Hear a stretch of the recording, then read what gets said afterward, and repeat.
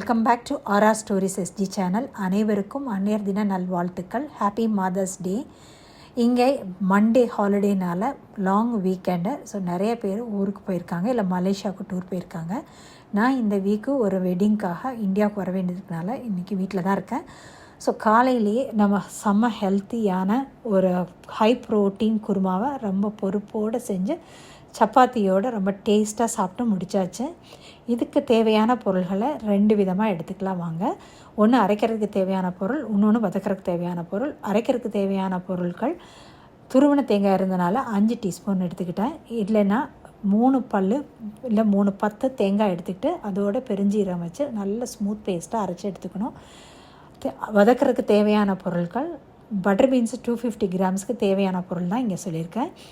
வெங்காயம் ஒரு பெரிய வெங்காயம், சின்ன வெங்காயமாக இருந்தால் 1.5 வெங்காயம், தக்காளி 1. எங்கிட்ட இன்றைக்கி தக்காளி பாதி தான் இருந்தது வீட்டில். ஸோ அதை சமாளிக்கிறதுக்காக 1.5 ஸ்பூன் டொமேட்டோ சாஸு ஆட் பண்ணிக்கிட்டேன். நம்ம சமையலில் கொஞ்சம் பழக்கம் வந்ததுக்கப்புறம் எதை காம்பினேட் பண்ணால் ஆல்டர்னேட் கண்டுபிடிக்கலாங்கிறது ஒரு கான்ஃபிடென்ட் வர தான் செய்யுது. அப்புறம் இஞ்சி பூண்டு பேஸ்ட்டு 2 ஸ்பூனு, தாளிக்கிறதுக்கு கடுகு, கருவேப்பிலை, ஒரு பச்சை மிளகா, வீட்டில் அரைச்ச சாம்பார் பொடி 3 ஸ்பூனு, கரம் மசாலா இன்றைக்கி வீட்டில் இல்லைனால இன்றைக்கி சேர்க்கல, இருந்தாலும் டேஸ்ட்டு சூப்பராக இருந்தது. ஸோ பட்டர் பீன்ஸை நேற்றே ஃப்ரிட்ஜில் வாங்கி வச்சனால கொஞ்சம் சில்னஸ் இருந்தது, அதனால் 2 விசில் வச்சேன். ஆனால் வாங்கி உடனே சமைக்கிறதா இருந்தால் ஒரே ஒரு விசில் போட்டால் போதும். ஸோ இதுக்கு பேரலாக ஒரு கடாயில் 2 ஸ்பூன் எண்ணெய் விட்டு ரெடி பண்ணிக்கிட்டாச்சு. எவ்வளோ பேருக்கு டிஃப்ரெண்ட்டாக கடாய் வச்சுக்க பிடிக்கும். இது நீயா நானால கூட பாத்திரத்தை பற்றி நம்மளோட கோபிநாத்தை டிஸ்கஸ் பண்ணியிருக்கிறாரு. இட்லி பாத்திரம் இல்லை கடாயெல்லாம் கூட எவ்வளோ பேர் டிஃப்ரெண்ட்டாக வாங்கி வச்சுருக்காங்கங்கிறத அதே கேஸ் தான் நானும். எப்போ பார்த்தாலும் டிஃப்ரெண்ட்டான கடாய் இல்லை ஃப்ரை ஃபேனை பார்த்தா வாங்கி வச்சுருவேன், ஆனால் யூஸ் பண்ணவே மனசு வராது. அப்படி வாங்கின ஃப்ரை ஃபேன் தான் இதுவும். இது வாங்கி நியர்லி a year ஆயிடுச்சு, ஆனால் யூஸ் பண்ணுறதுக்கு மனசே இல்லாமல் கேஸ்டிங் பண்ணி வச்சுருந்தேன். அதாவது எண்ணெயை தடவி மட்டும் வச்சுட்டே இருந்தேன். ஸோ இன்றைக்கி தான் இதுக்கு ரிலீஸிங் டேட்டு.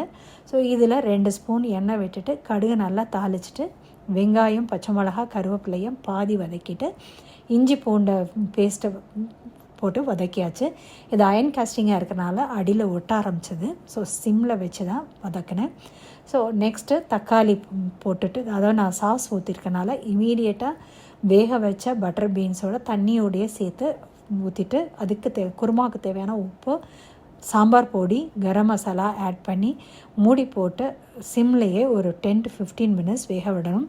நான் எப்பயுமே மட்டனாக இருக்கட்டும் இல்லை இந்த மாதிரி குருமாவாக இருக்கட்டும் இல்லை காயாக இருக்கட்டும் சிம்மில் வச்சு வேக விட்டால் அதில் என்னமோ டேஸ்ட்டு ரொம்ப ஜாஸ்தியாக இருக்கிற மாதிரி ஃபீல் ஆகும். So most of the time நான் சிம்மில் வச்சு தான் வதக்குவேன் இல்லை குருமா ரெடி பண்ணுவேன். ரொம்ப எமர்ஜென்சி இல்லை உடனே குருமா ரெடி பண்ணணும் இல்லை சமைக்கணுன்னா மட்டும்தான் கொஞ்சம் தீயை கூட்டி வச்சு பண்ணுறது.